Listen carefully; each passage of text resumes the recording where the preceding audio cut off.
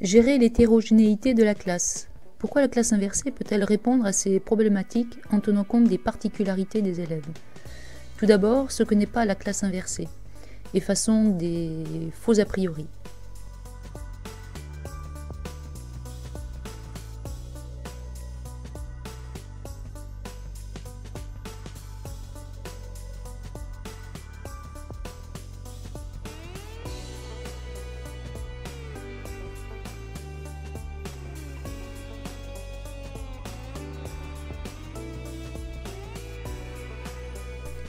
Pour présenter les classes inversées, nous allons introduire 3 axes qui vont nous servir de fil directeur.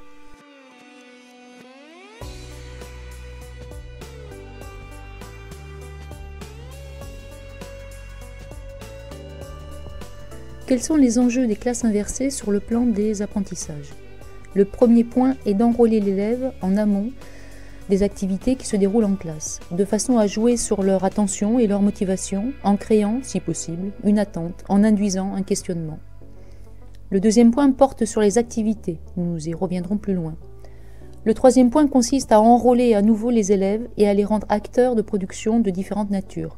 C'est à ce niveau aussi qu'on peut proposer différents outils.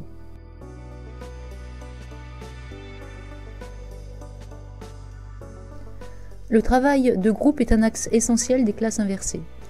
Les objectifs et les tâches à accomplir doivent correspondre à des consignes explicites.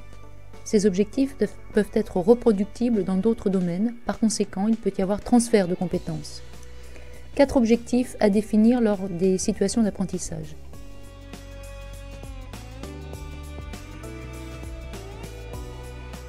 Finalisation, socialisation,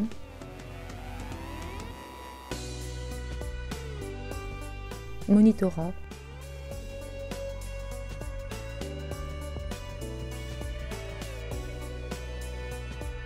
confrontation.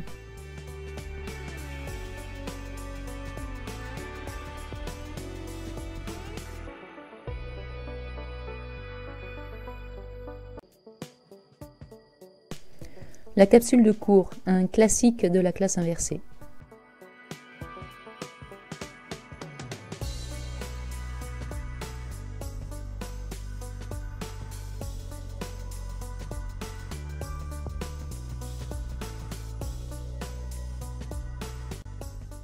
Parce qu'il n'y a pas qu'un seul type de capsule.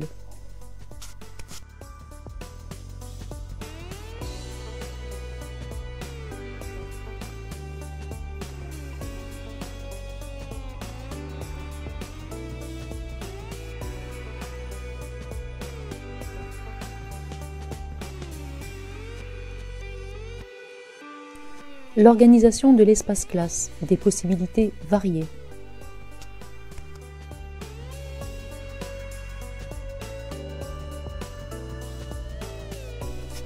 Des modifications dans le temps et dans l'espace. Première étape, inverser dans le temps. Traditionnellement, en classe, l'enseignant enseigne à ses élèves. Puis les élèves travaillent chez eux, ce qui peut s'avérer un casse-tête pour certains, pour différentes raisons. Inverser dans le temps signifie effectuer les tâches d'apprentissage difficiles, les exercices par exemple, les synthèses écrites, les schémas, en classe, c'est-à-dire en présence de l'enseignant. Ce qui suppose qu'à distance, l'élève puisse prendre connaissance des tâches qu'il aura effectuées en classe. Notions essentielles, définition. Deuxième étape, inverser les rôles, c'est-à-dire quelques propositions. Il faut comprendre ici que pendant certaines séquences, ce sont les élèves qui, par leurs échanges, les interactions entre pairs, prennent de façon relative la place qu'occupe traditionnellement l'enseignant.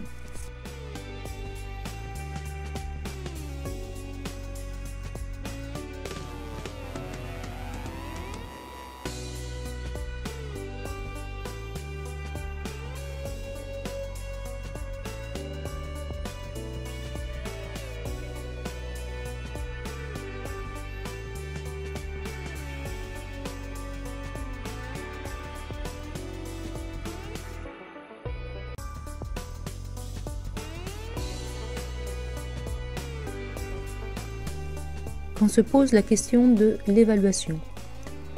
Les objectifs des travaux en groupe sont reproductibles. Les compétences visées sont travaillées sur du long terme et transférables. La complexité des évaluations peut alors être croissante, en passant d'activités simples à des activités plus complexes.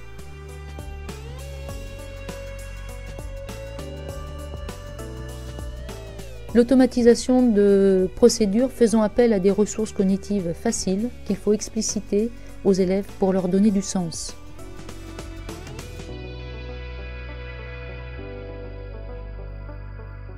On peut complexifier au fur et à mesure et en fonction des groupes de besoins.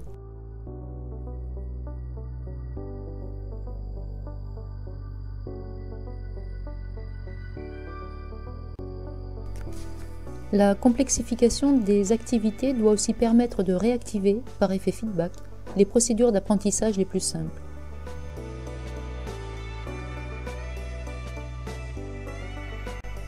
Des remédiations accompagnent les élèves qui en ont besoin. Les transferts se font progressivement.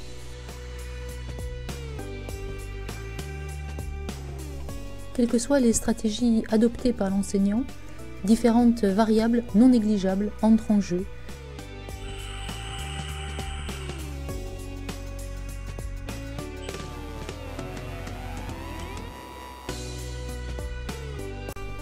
Des obstacles.